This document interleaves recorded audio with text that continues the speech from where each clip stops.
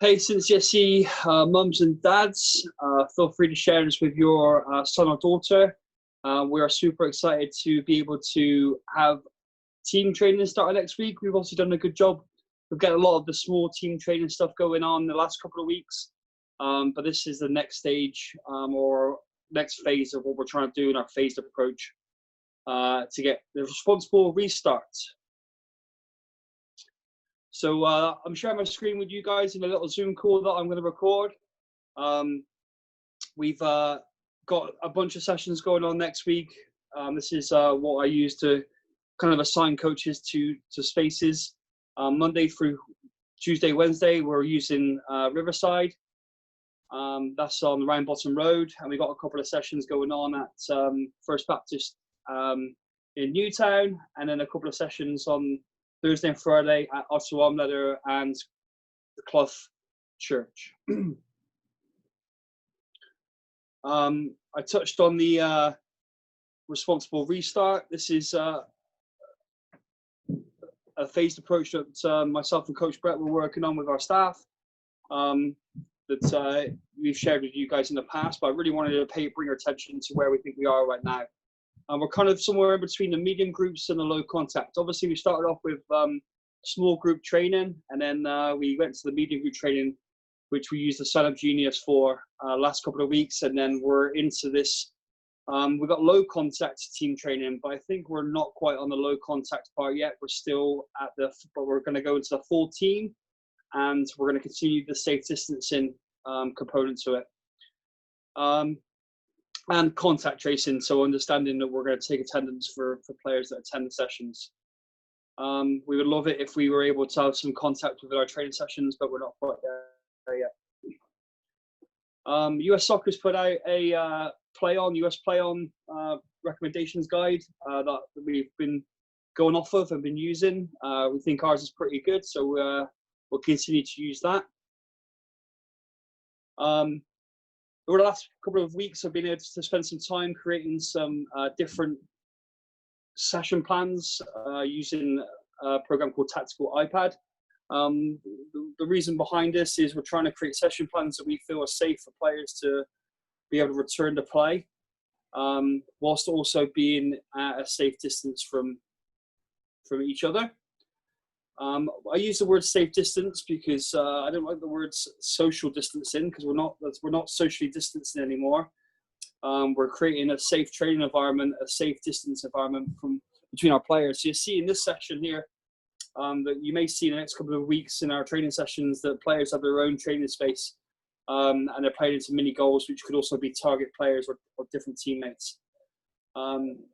So we've created on our YouTube channel, it's kind of evolved a little bit, and we've got I've created some content on here for players to look at, and our coaching staff as well. We're currently holding coaching clinics and coaching meetings to make sure our staff are on board and understand what we're after. But really, the reason behind me making this video is not only just to share some of this stuff with you, but I need your help. Especially at Riverside, we've obviously got a couple of sessions going on at the all-weather pitches at Riverside, and my main aim ultimately is to create a safe training environment for our players and for them to learn, have fun, and to get better. So let's just take, for example, the first session at 6 p.m. at Riverside. We've got 6 or 7 teams training there, or four training groups. So G12s, G10s, B12s, B11s, with all these coaching staff. And this really, the numbers wise, works out pretty well if we do a good job of dividing the field up into 6 groups. So if there was an imaginary line that ran down the middle of the field, we would create different training spaces for each one of those groups. When players arrive, we'll go look for your coach. We'll do a good job, or I'll stand at the start and try and point players in the right direction. But here's where we need your help. I want you to reinforce to our players and to our kids that number one, they really should be trying to stay at a safe distance from each other, which is around 6 feet, but recognizing that we still want them to have fun and to be in a safe training environment. For this outside of the training area, at least 6 feet away from each other. So when they go and get drinks, if they're training in this space here, they can go off to their water bottle and drink and cool off in a safe way. But also they're being next to their teammates as they're doing this. A couple of other things that I wanted to touch on. We've made sessions have a gap between our sessions. So, for example, there is a 6 p.m. training session that will end at 6:55. The next training session that will come in starts at 7:05 p.m. So that's like a 10-minute stop gap between our sessions. It gives our coaching staff a chance to clean up, gives our chance for kids to go from being in the parking lot and back into their cars.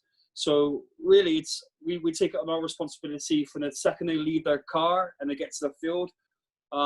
With your help, we're all responsible to make sure they get back to their car safely, and they're not loitering or hanging around next to each other. So again, there's gaps between our training sessions to make it, we think, safe. Another thing we were trying to do is we want also your kids to bring a soccer ball that's got air in it, it's pumped up, but we will try and provide some soccer balls as well that we're going to be cleaning before and after training sessions. So that's pretty much what we're after at Riverside. I think it's a bit different when you go to First Baptist in Clough because there's going to be less players there. It look a lot like it did when we were doing our small group training sessions. Obviously, being all weather field, we got to make sure we're managing that space a little bit differently. But I think we'll get through Monday pretty safely and have a better idea of how it looks. I think we're doing a good job of being experts of creating safe training environments for our players and our coaching staff and our families.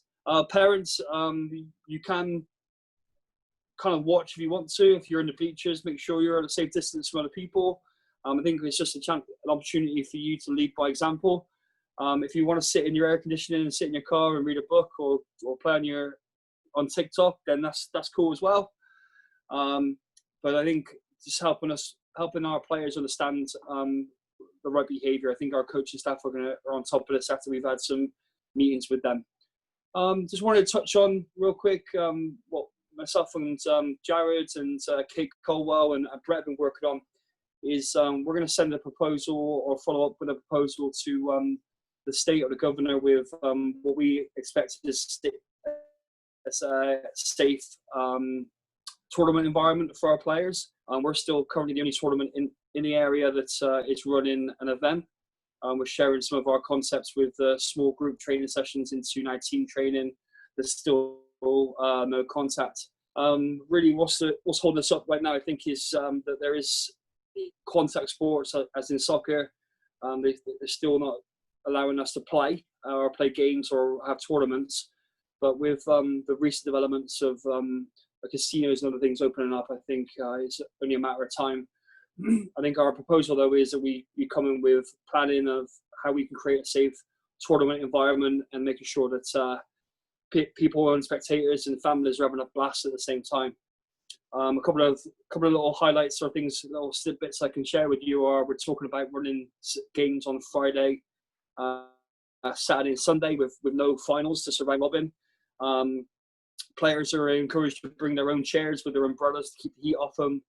So there's a bunch of different things that we're thinking about that we can make a safe training environment. Another one here is keeping your distance to these 14 soccer balls apart. So bit of fun in there. So hey, don't usually do this. This one's a new one for me to try and present to nobody. Which is hopefully if you guys watch this at some point, you can provide some feedback to myself or Brett. This is an interesting time, and obviously trying to go outside our comfort zone with doing this kind of thing is cool and important. But as a club, our ultimate aim is to make sure that we continue to provide a safe training environment for our players and our coaching staff, and continue to get these kids active. So thank you for your time watching this. Share and like. There we go. See you guys on the soccer field soon.